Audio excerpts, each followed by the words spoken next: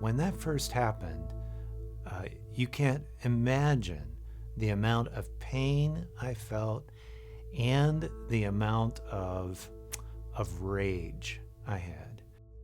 So when we talk about the theme of the forgiveness, I automatically think about my sister. My sister Ann was murdered by her husband 32 years ago. And when that first happened, you can't imagine the amount of pain I felt and the amount of rage I had, the amount of murderous rage. I didn't know even initially who did it, but whoever it was, I initially wanted to do the same thing right back at him. This went on actually for quite some time, as you might imagine. I miss my sister to this day. It was hard to lose my younger sister that way. That's putting it mildly, huh? Things that helped, though, gradually as we did find out who it was, it helped to put some distance eventually. I remember saying to a friend of mine, I'm not sure whether I'm going to be able to forgive this guy until heaven. But slowly, there were a couple things that helped me move with the pain. First of all, to recognize that I've been forgiven.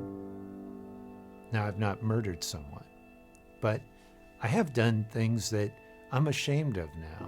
Or not just that, to be honest, even situations that just reveal my lack of integrity, my lack of coming together. And I know also, though, the forgiveness of God through the sacrament of reconciliation, but also through just knowing who God is, and that God is always looking for us. God isn't holding things against us. So that realization helped me. The thing about resentment is that it can cling on to you. It actually ends up controlling who I am as a person more than, and I keep feeding it. I keep feeding all the reasons for it. Instead, I've learned a lot from people in AA who have a counterintuitive method for dealing with resentment. I want to get to a place where I'm able to have my feelings, but where my feelings don't have me. I don't know if you can hear that lack of freedom in when my feelings have me, but that was where I was hoping for.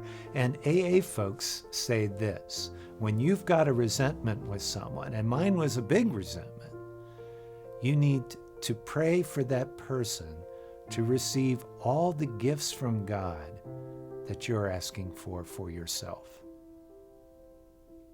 So forgiveness begins actually by recognizing that I need it myself, and then beginning to do the counterintuitive thing that will help us not to be held by our own feelings. And thirdly, after years, you get to a point where, yes, I can forgive you. Yes, I know a deeper truth now. Yes, I'm able to let it go. I didn't have to wait till I died to be able to do that, thank God. But it took a long time. Forgiveness is tough. Let me suggest some even further things. Anytime we're hurt, it's what we do with that pain that's important. My brother Richard Rohr says, any pain that's not transformed is always transmitted. Always.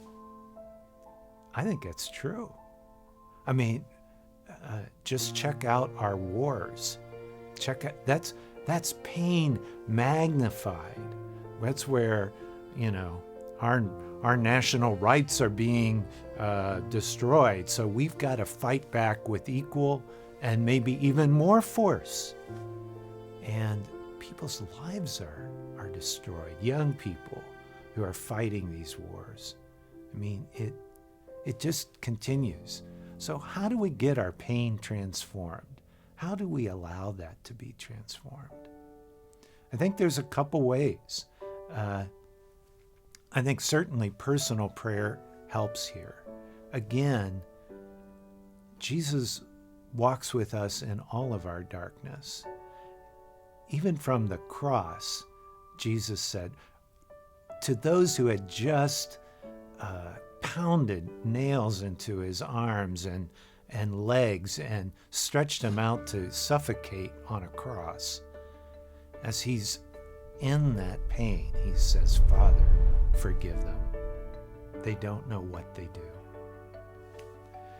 Honestly, if we can take our pain to him, if we can touch the places where our hands are nailed and touch them to his cross, the pain begins to not be as intense. The pain begins to be relieved because we're suddenly aware he's walking with us. He's with us in all of our pain. And that begins to transform it. It then becomes a potential stepping stone, first to intimacy with God, but secondly, toward real relationships that don't have to be fettered by my latest little bruise to my ego. I mean, this is a gigantic opportunity. St. Francis is often pictured reaching up to Christ with his own nailed hands. It's a powerful 18th century kind of a painting that's out there where Francis is trying to hold Jesus up, and Jesus with his other arm is holding Francis. This is really important in our Franciscan tradition. What do I do with my pain? Because if I don't, I will transmit it.